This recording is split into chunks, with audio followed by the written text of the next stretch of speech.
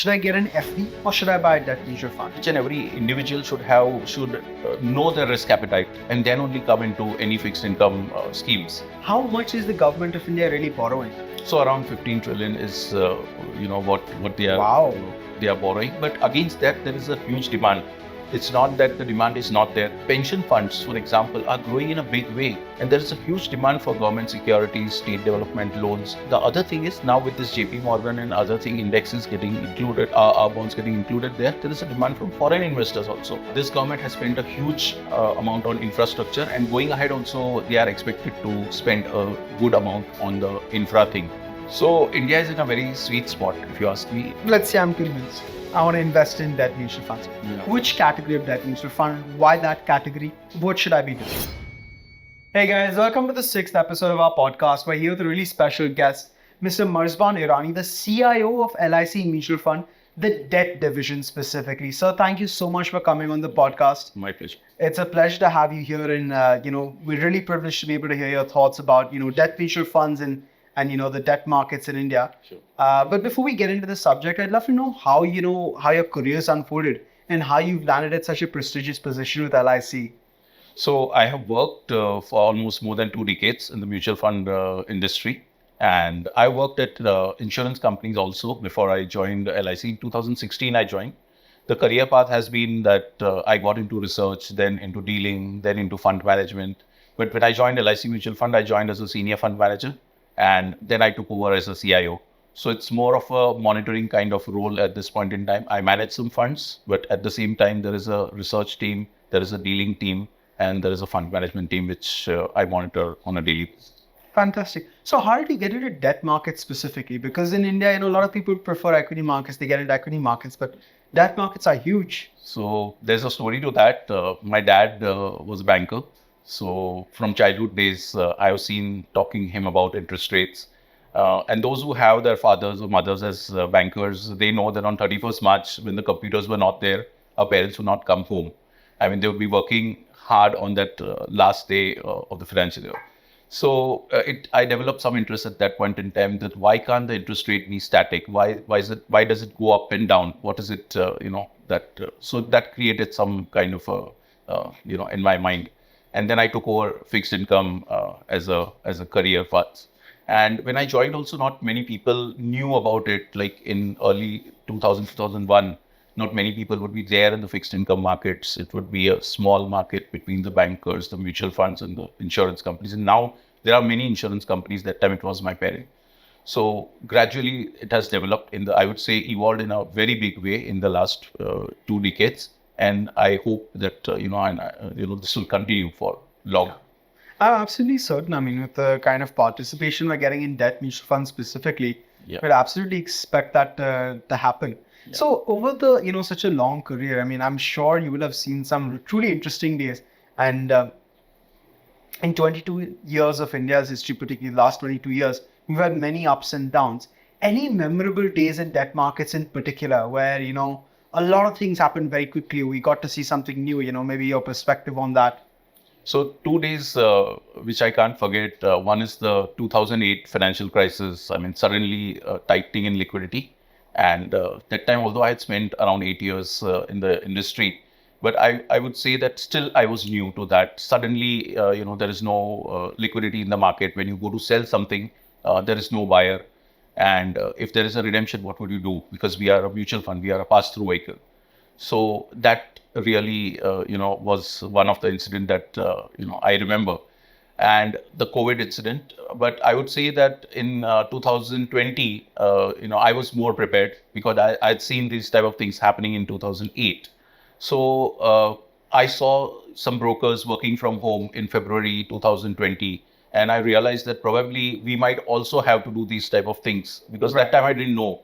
Here it actually, happened in March 20. So I spoke to my CEO. We took the necessary trustee approval. We took, board approval, and we sold off a lot of corporate bonds. And we were sitting on government securities because that we can trade on NDS home platform also. Yeah. So if I have to work from home, I have the control with me. I don't have to depend on a third party in the OTC market. because Right. debt markets, the way they are, illiquid in nature. So how do debt markets work? Everybody knows how equity markets work. There's an exchange. There's everybody's apps. How do debt markets work? Yeah. So I would divide that into short term and long term. So at the short end of the curve, we have certain schemes like overnight funds, liquid funds. So overnight is for 1 day, then liquid funds are for 3 months. Then there is a low duration which is for 1 year. Then there is a short term fund or a banking PSU which are like 3 years, and then there are gilt funds, bond funds, dynamic bond fund at the long end like 10 years and all that. That is how it is divided. Suppose if an individual goes today and buys a bond in the market, say he goes and buys a 5 year NCD in the market, and 1 year down the line, that person has to sell that NCD. He should know the exact pricing, he should know where to sell. In case of mutual funds, he doesn't need to worry. Everyone doesn't have the expertise for the fixed income. That's why there are fixed income schemes dedicated to different investors depending on their risk appetite. So, like suppose there is a NCD of 8%, which is Sorry, issued an NCD for bears benefit. a non-convertible debenture, say a bond in a simple language, and you get the interest, which is called the coupon. Right. And you get, there is a principal amount, 100 rupees, which you pay at the beginning, at the time of purchase of the instrument. Now, suppose 6 months down the line, the interest rates go up, and same 100 rupees bond is now issued at 9%. Now, everyone would go and want to buy that 9% because you are getting more coupon over there. So Right. the 8% bond price automatically comes down. That's why the yield and the price have an inverse relationship in case of fixed income. Right. That is the thought process behind it. Now, in case of mutual fund schemes, we take the responsibility. We give an exit to the investor. The investor doesn't have to bother. I understand that in the last few years, there have been some platforms, where individuals can come and trade on that. They can buy into that.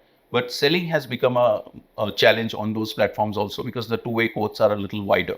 Yeah. So, as far as fixed income markets are concerned, I think they still need to go more deeper for retail investors to have active participation. And mutual fund would be a better route for them because we have products across categories depending on their risk appetite. Right. So let's try and maybe map these categories out, right? Because like you said, I think you've used the term, there's several products at several ends of the curve. Yeah. So could you maybe talk us through the universe of debt mutual funds is like and what exists and what provides different risk reward ratios? Yeah. So there is a overnight fund, which is, as the name suggests, overnight. So somebody has to put money for 1 day, they would come there, which is the least risky, I would say, in that order. Then you go into a liquid fund. Somebody who's putting their money in, say, a savings bank account can come into those liquid funds because there is a cap of 90 days. So you can't cross 90 days. So someone who has that investment horizon can come into that. So when you say there's a cap of 90 days, that means that the fund can only invest in securities. Yes. The regulator has specified. It is across the mutual fund industry, not only for LIC mutual fund, it's for across the category. So liquid as a category will stop over there. Then there is a ultra short term, which is like 90 to 180. And then there is a low duration, so which is like up to 1 year. So depending on the risk appetite, the investors can come into that. Then at the Sorry, I have a quick question. All of these various categories of funds, from overnight funds all the way to short duration funds. Yeah. Do they have any credit risk associated with them? Yeah, I'll just come to that. So, so we came till 1 year. Similarly, there are 3 years, 10 years, different products. Now, each and every individual should know their risk appetite and then only come into any fixed income schemes. I mean, it is not advisable to take any credit risk. I would personally say don't take too much of credit risk because debt is for stability, equity is for growth. That is in one sentence. I mean, I would explain it that way. So when you need stability, why do you need all this? You just need your capital to be safe and you need a proper accrual for that. And that's why you're giving it to an expert so that he or she will maximize your gains over there. So credit is something that one should look at. And the other thing which one should look at is the duration. I always explain, because these are the things which are mentioned in our monthly fact sheets also. So when an investor looks at it, they say that they look at the credit profile because all the ratings of the papers that we are holding are given in that fact sheet. All the details are there, along with the modified duration and Macaulay duration. So to make it simple for retail investors, we always talk about the modified duration.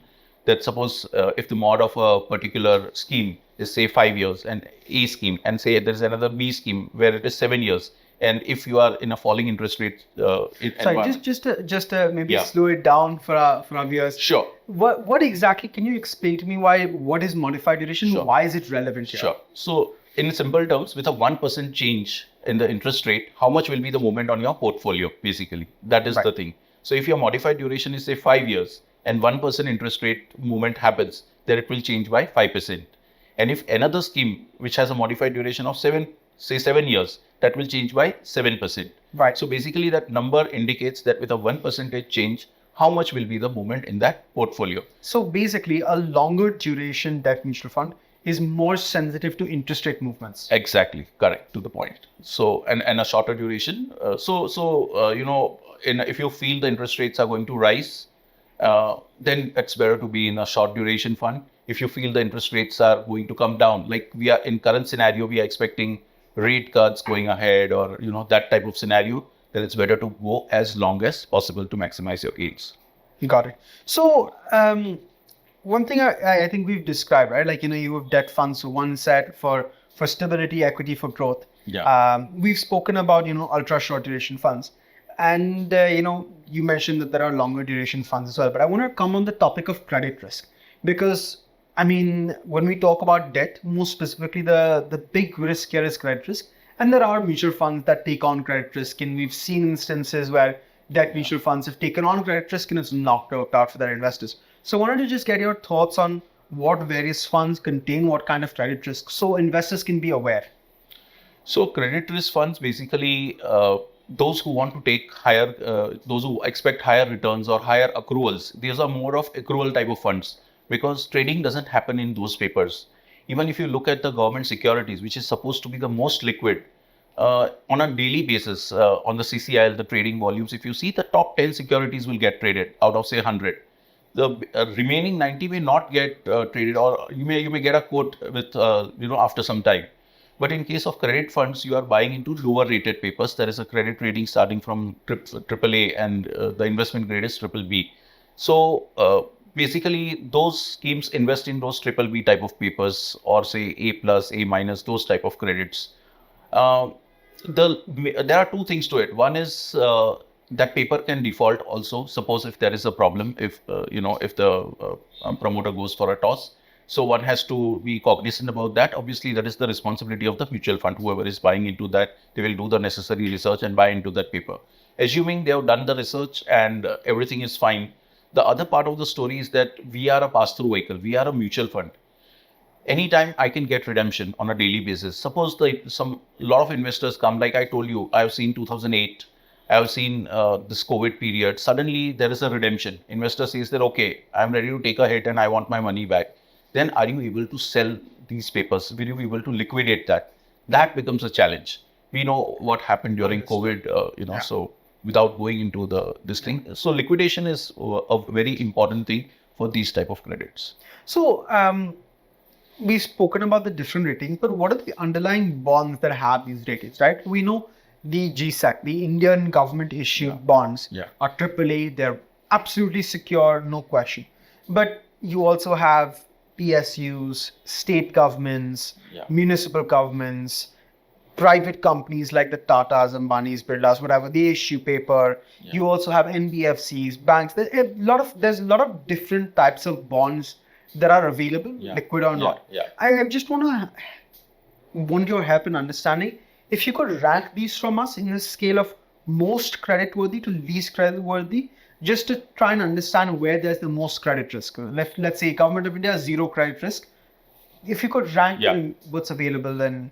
So, the Government of India, central government is the safest bet one can have. Then there are state government loans also. The states who raise money, 3% of the GDP is their limit, and that is what they raise on a yearly basis. Then there are AAA rated corporates like Reliance Industries, for example, as you mentioned, some credible names. There are some credible names in the AA category also. It's not that AA all are bad or something like that. AA is a good this thing. And there are some good corporates, who are there in the AA category also. And then you'll find SMEs or, those type of, as you go lower on the curve, or you will find the gold companies, or those type of names over a period of time. As you go lower on the Real estate credit curve, companies as well, real estate companies. So that becomes a little risky. In my case, what I look through is the parentage. That gives me a lot of comfort. Whenever I'm buying, say, a double A, even if it's not a triple A, but the parentage is very good. What do you mean when you say parentage? I mean, say, any large corporate group into different businesses, they are not going to default, because if they default in, say, E category, the B, C, D, all their businesses will come under that stress. So they will not. So we look at the parentage, we look at the management also. There are credible people in their board who are monitoring this on a quarterly basis when the financials come out. So I'm there. Somebody can hide some finances from me. So that's why the parentage is very, very important. We know that in one of the real estate companies during this, just before the COVID, what really happened. So whenever there is a good parentage, the chances of these type of things happening is very, very less.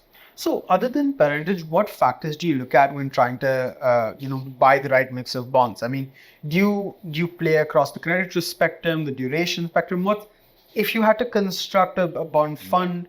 What do you look at? So we go a top-down kind of approach. We look at the macros first.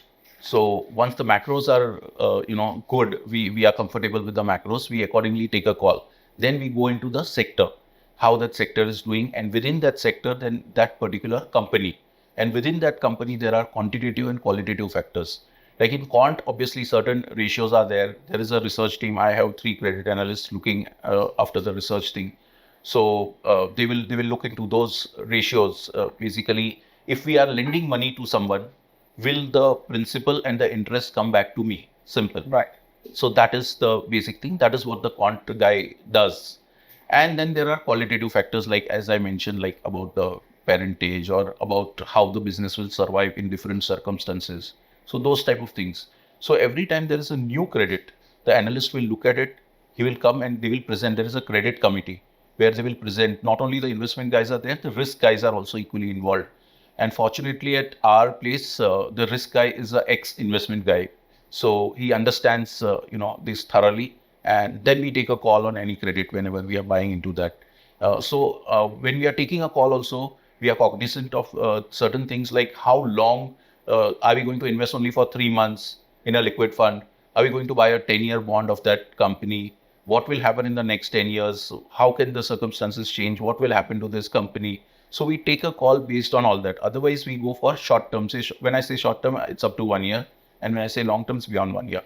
So once that credit is presented in the credit committee, then then the fund manager is informed that, he's also part of the committee, and he's informed that now you have the approval, now you can buy. And the amount also we decide. Suppose say 500 crores short term, another 300 crores long term, total is 800 crores. So there's no fungibility there. So that is how, we take a call whenever we go into details. Understood. So, okay, I understand. Let's take today as a live scenario, right? So let's start with this top-down approach. I'd love to hear your thoughts on where you see India's macro scenario, and given that macro scenario, where you feel from a interest rate, credit risk, yield perspective you should be. But let's start with the macro scenario. So India is in a very sweet spot, if you ask me, at this point in time from macro perspective. Inflation, which we have seen close to 7%, is now hovering around below 5% and is expected to go towards 4%. That's because of the base effect gradually. The core inflation, which is the non-food, non-oil inflation, already at 3%, and it is only the food prices which are hovering higher. So that is, I think, the problem at this point in time. However, it is the monsoon which we were waiting for. Now it's 4% above average as we are speaking. So gradually these problems. So we've had a normal monsoon. Yeah. We're okay. Yeah. By end of August, we'll come to know about the spatial distribution also, because we have got the monsoon that we required, but it has to rain at the place where it is required. I mean, that is the thing. So spatial distribution is yet, is something that we come to know by end of monsoon. But otherwise, it is reasonably okay for the food prices. So inflation main concern was food. So that is one thing. Then we look at the fiscal deficit numbers also. Suppose somebody is earning 100 rupees and is spending 120, then there is a deficit of 20 rupees. So what will you do? You'll go out and borrow. So that is what the government of India is doing. That's the fiscal deficit. So I'd love to dig into that a little bit, right? Like, because how much is the government of India really borrowing? So around 15 trillion is, what Wow. they are borrowing. But against that, there is a huge demand. It's not that the demand is not there. And now we have even foreign investors coming and buying. So what has happened over a period of time, it's not only that the borrowing has gone up in the last 2 decades that I've been seeing, but the demand for government security is also going up. The pension funds, for example, are growing in a big way. Our own, my group pension funds have become very huge, and there is a huge demand for government securities, state development loans, PSU corporate bonds. Certain percentages are defined for them that they can buy too. Same thing is for insurance companies.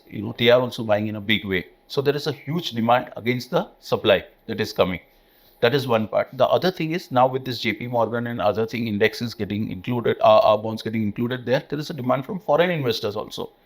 So the demand is good. I mean, just imagine in the last 1 year, there has been no rate cuts. Still, your yields have come up from 7.5 to below 7%. Why that has happened?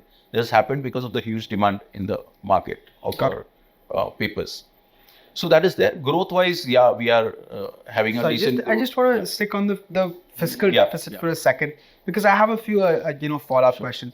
If I'm not mistaken, our total GDP size is something around 200 trillion, 240 trillion rupees or so, something around that. Yeah. So $15 trillion borrowing is maybe 6-7%, 7% thereabouts or so of the budget. Is that a healthy number, or are we looking to bring that down? I mean. So it is at it was at 5.5%, which came down to gradually 5.1, and in the budget last that we saw, the government is talking about 4.9%. So they are bringing it down.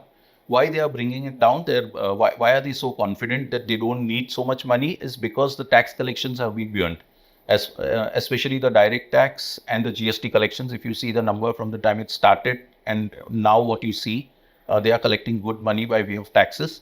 So they are confident that gradually they will bring it down. I think they want to, a year after that, they want to go to 4.5% from 4.9 also. So gradually the fiscal deficit numbers are going down. That is good. And more global investors, when they look at it, that we are exercising this prudence, they'll come to our country, they'll invest in our bonds. And so there's one thing with fiscal deficit that I'm aware of. There's your fiscal deficit, which is where what percentage of budget shortfall you're borrowing.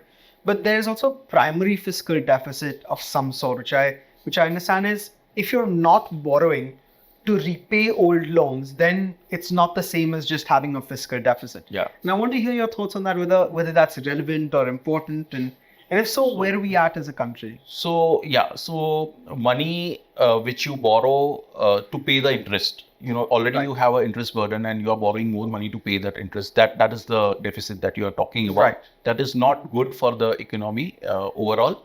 But if they borrow money and that money spent on capex, for example, which will bring revenues over a period of time. So that is a good type of borrowing. So basically what you were talking about was more when you talk about the primary kind of thing, that is more of the interest repayment kind of a liability. Whereas if they borrow to make more of capex or spend more on that long-term things, that is the good type of borrowing. And what is our government doing as it currently stands? Is this borrowing, this 15 trillion rupees, where is it truly going? It's a mix of both, to be very honest. But this government has spent a huge amount on infrastructure, and going ahead also, they are expected to spend a good amount on the infra thing. So you might have seen the last decade, the roads that have, the bridges, the roads that the infra developments which have happened. I think two things are required, for growth. One is this infra, and other thing is on the medication and the health kind of spending, which the government has been doing. So these are like good type of spending, in my opinion. That this will, just lead to more of development. But if they borrow only to pay the interest or that kind of thing, then and actually the interest burden, if you go to see, in the last few years has been gradually coming down for the central governments. Gradually it is coming down. When your interest rates were low, in between we have seen a 2 years of COVID, that period. That time your interest rates were extremely low, And I think the borrowing has also come down to a great extent at that point. And does this picture mirror at the state levels, or do states behave differently? States behave differently. All states behave differently. I mean, earlier there was a recommendation that all states should be rated.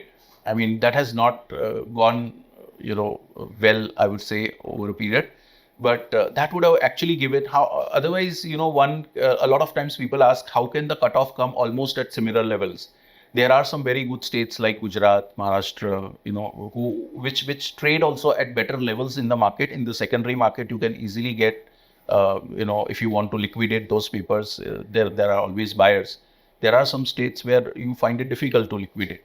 So states, some are, on the track, some are not. I mean, states who give freebies or too much of, they would just add to fiscal burden over a period of time. Any states that you would avoid because of fiscal challenges?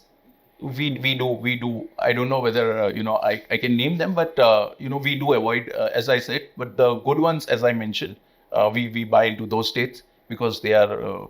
And who are the good ones? So we make sure we buy into them as well. Yeah, I mean, the Gujarat, Maharashtra, Karnataka, these are those states who follow, and one more thing to, a proof of that is that there is a secondary market for these states. You can trade into that. You will see something on the screen, some trades happening. The cutoff levels are good sometimes. So let's go on to the third topic. The third, like, the growth, right? That's the other big determinant of the macro view. And you mentioned India's in a sweet spot. So what's your projection on India's, near to longer term growth? I have always gone with the RBI projections, around 7% kind of thing. Last 2 decades, I've been following that whatever projections are made by the central bank in the monetary policy. So those projections are more or less near and are practical in nature. So I've gone by that. So at 7%, it's a good growth. That is why when we were discussing, inflation also, I just want to say that if you look globally, US, the target is 2% on inflation. Ours is 2 to 6. So we are trying to achieve the 4%. It's because we cannot go to 2% inflation now because we are growing at 7%. So, growth is always inflationary and, it's going to be inflationary in nature. So for that to come to 2% will take some time. But currently with the speed at which we are growing, 4% will be an achievable thing. 2% looks difficult. I would say that. Fair enough. I can understand that. So, okay, we've understood growth, we've understood inflation, and we've found that we've understood the fiscal. From there, you mentioned the next thing you do is you look at the right sectors and the right parentage to find the right funds. Yeah. So, what sectors do you think are at the right place for investment, at least from a debt perspective? I would say, certain sectors we avoid. Some industries which are very volatile in nature. Any examples I'd love to For example, airline industry or, a real estate sometimes, so those type of industries we try to say, we avoid. But otherwise, say a NBFC or housing finance companies or manufacturing companies, we are always open to look at, and the analysts will look at it, make a presentation, then we come to a conclusion whether we buy that or we don't buy. But certain sectors we would want to avoid because sectors where things are not in our control, where, for example, there is oil price involved. India is a net importer of oil, so suddenly something happens, geopolitical risks are there, oil prices shoot up, we are in trouble. So sectors where suppose there is a oil dependency, so we'll try to avoid those type of things. Understood. So I think it's fair to say that I have a strong understanding of your approach to how you select the right bonds to include in your mutual funds. But let's try and step on the other side of things. I'd love to hear your advice to retail investors, right?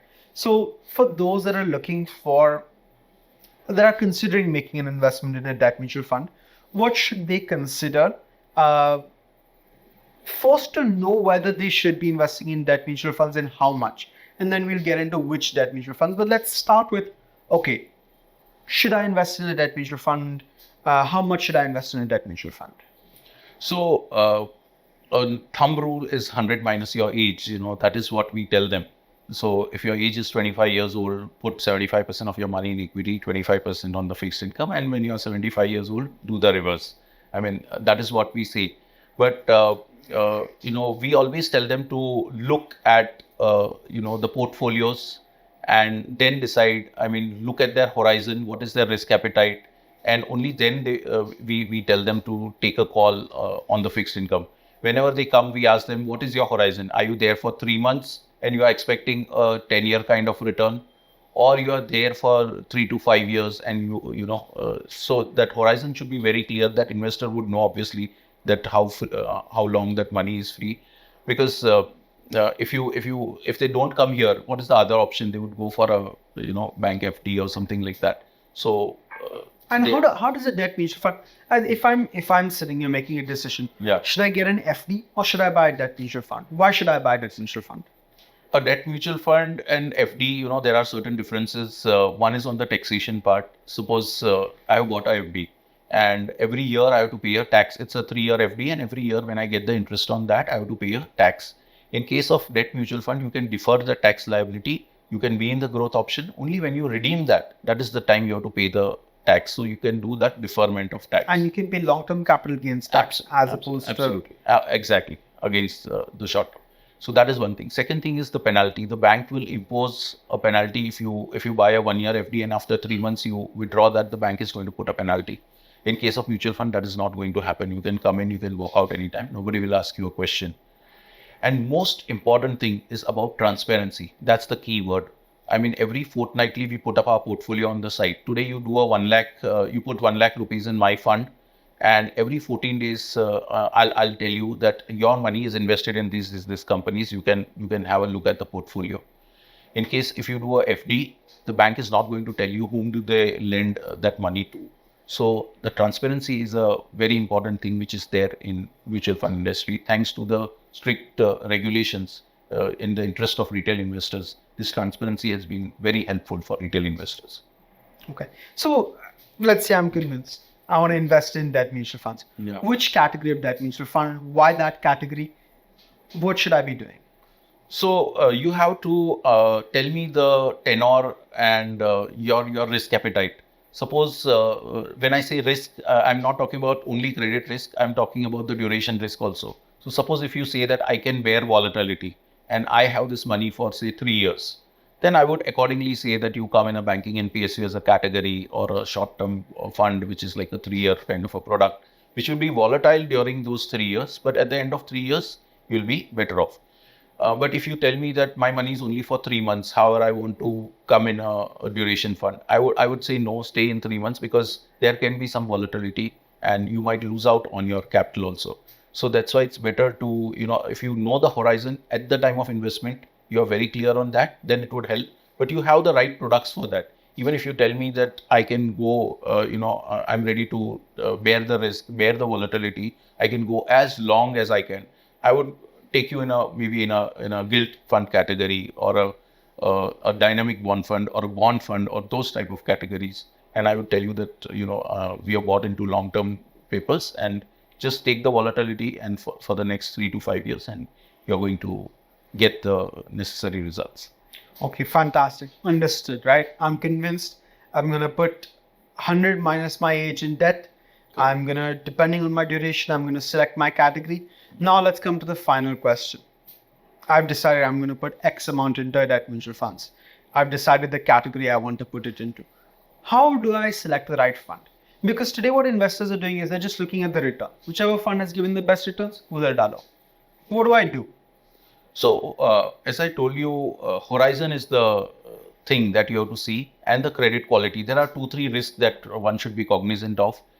First thing I would say, look at the credit risk, because if there are any credit papers in the portfolio, then your money is at risk. So if I'm a retail investor and I'm looking to make this investment, what parameters should I be looking at, or what, like, is there something I can look at? Because right now information is very freely available, but people don't know, I have to go here and look at this. So do you look at the portfolio as a parameter? Just at an operational level, as an investor, what should I look at? I think some of the schemes are rated by rating agencies. There is a third party certifying. That is one thing. Second thing is, there is always a track record. If somebody is working for say 10, 15, 20 years, you know this guy functions in a way. There are fund managers, CIOs who would say that I will not take credit risk. They are vocal about it. They go on public platforms and they say this. I say this. I don't take credit risk.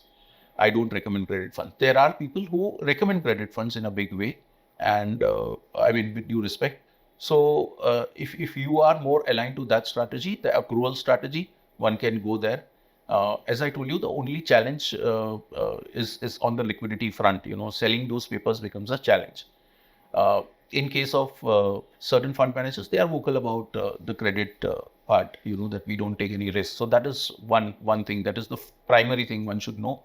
Second thing, then you go to the duration risk. I mean, what is your tenor? Are you ready to bear that volatility, which I told you? And then lastly, you look at the YTM. Within that, if you select two, three funds, two, three schemes, normally for investors, I say that there are many categories. So you will always get confused. Yeah. So just look at three categories. Look at liquid fund for your short term, for your savings bank account or whatever. Then look at a short term fund or a banking PSU in the middle. And then look at the gilt funds or the bond funds at the third end. So 1, 2, and 3. I mean, there is a ladder out there. Yeah. And you may get confused. But SEBI has classified all those, that ladder. There is a duration cap for all this. You can't exceed that or you can't go below that.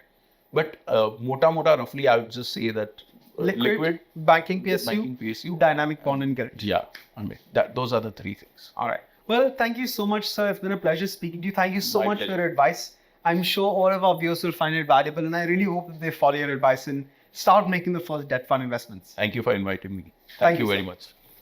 This podcast is produced by Elixir Equities Private Limited, a SEBI registered research analyst. Registration number INA 00004787. The information provided in this podcast is for educational and informational purposes only and should not be considered as investment advice. Investment in securities market are subject to market risk. We strongly advise all investors to read all related documents carefully before investing.